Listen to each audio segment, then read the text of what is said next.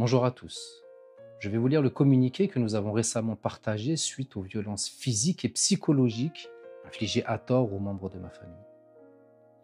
Moi, Sullivan Jous, élu de la République, mes enfants ont été braqués parce que je suis musulman.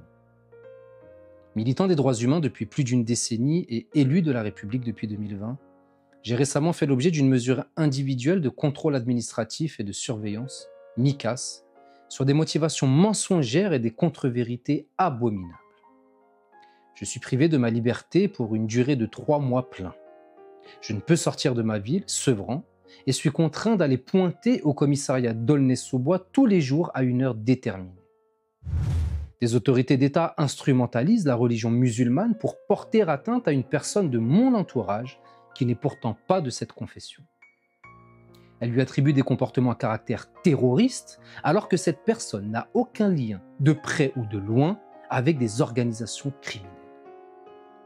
L'État porte atteinte au sacré de ma religion en juxtaposant un qualificatif religieux à une qualification judiciaire. C'est une faute sémantique discriminatoire qui peut engendrer une infraction pénale et qui cristallise chez certains une haine indicible de son prochain. On me reproche d'avoir diffusé des vidéos diffamantes contre le maire de Sevran alors que la justice elle-même a reconnu qu'elle ne l'était pas. On m'accuse d'avoir menacé de mort un agent du service public alors que la police était présente et n'a pas constaté ces faits.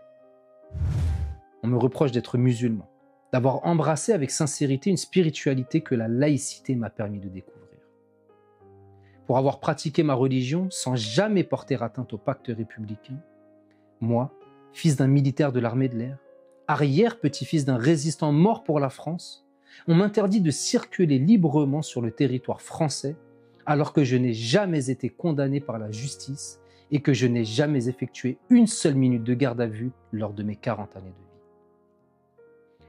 La privation arbitraire de liberté pour une durée supérieure à 7 jours, ordonnée par une personne dépositaire de l'autorité publique ou chargée d'une mission de service public, est un crime passible de 30 ans de réclusion criminelle. Le faux en écriture publique par personne dépositaire de l'autorité publique ou chargée d'une mission de service public est passible de 15 ans de réclusion criminelle. J'ai déposé plainte, car ma détention communale imposée par cette rétention administrative est ordonnée pour 3 mois consécutifs et motivée par un faux intellectuel en écriture publique. Parallèlement, j'ai envoyé mes observations écrites de 21 pages au ministère de l'Intérieur ainsi qu'au préfet de la Seine-Saint-Denis. Malgré mon contradictoire apporté sur des faits dont j'ai pu démontrer la fausseté avec des éléments factuels, le préfet de la Seine-Saint-Denis, M. Jacques Witkowski, a ordonné aux autorités judiciaires de commettre l'irréparable, une visite à mon domicile. Il a instrumentalisé ma religion pour sortir des armes de guerre sur ma femme et mes enfants. Mercredi 24 juillet 2024, à 6h10 du matin, ma femme, mes enfants et moi avons été réveillés par un commando armé et cagoulé de la police nationale qui a défoncé la porte de mon appartement, puis investi les lieux armes à la main et ont braqué tous les membres de ma famille présents sur place. Mes enfants se sont retrouvés avec les canons de fusil d'assaut pointés sur eux sans comprendre ce qui se passait. Ils ont vu leur père, pourtant dévoué à la solidarité et au respect des valeurs républicaines, en caleçon, à genoux, menotté, traité comme un terroriste. Le traumatisme est là. Nous sommes contraints de vivre avec à chaque instant. Comme la vie s'écrit à l'encre indélébile, ces images abominables resteront gravées à jamais.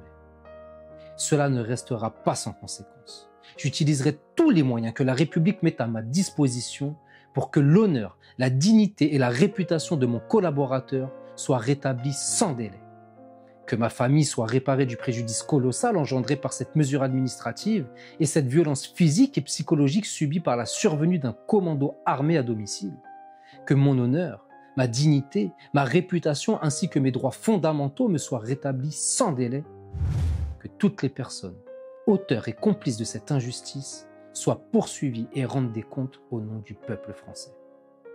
Nous ne pouvons tolérer que des autorités d'État instrumentalisent une religion pour faire taire une contestation républicaine légitime reconnue démocratiquement.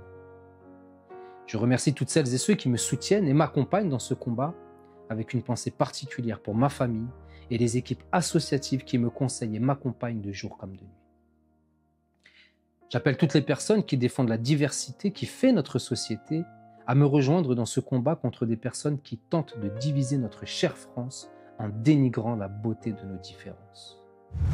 Pour rappel, l'article 7 de la Déclaration des droits de l'homme et du citoyen de 1789, DDHC, dispose que nul homme ne peut être accusé, arrêté ni détenu que dans les cas déterminés par la loi et selon les formes qu'elle a prescrites. Ceux qui sollicitent, expédient, exécutent ou font exécuter des ordres arbitraires doivent être punis. L'article 10 de la DDHC dispose que nul ne doit être inquiété pour ses opinions, même religieuses, pourvu que leurs manifestations ne troublent pas l'ordre public établi par la loi. Enfin, l'article 12 de la DDHC dispose que la garantie des droits de l'homme et du citoyen nécessite une force publique. Cette force est donc instituée pour l'avantage de tous et non pour l'utilité particulière de ceux auxquels elle est confiée. Sullivan Juice, un élu qui a mal à sa République. À bientôt.